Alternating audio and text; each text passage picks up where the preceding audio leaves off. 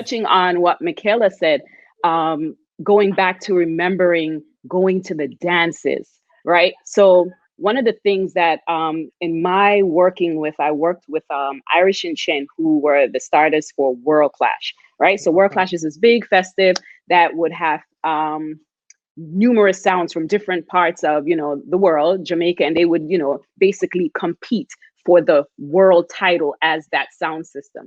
One of the things that I learned was that the dance hall, so just like how we have dance hall now and we know it as a genre, dance hall is the actual venue. So when Michaela says that she remembers going into the dance, that was the dance hall.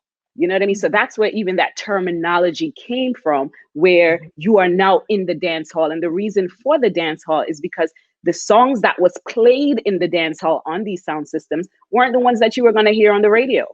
They Mhm. weren't going to play these type of songs and the type of lyrics and so forth on the radio. So you had to go to the dance hall for it. And to see a Beanie and Bounty with their history and where they're coming from, with their competitiveness, to so many years later on such a platform, it was just a great feeling. And I mean, even afterwards, all of us can see, the streaming and everything that came from it. But it was an awesome feeling.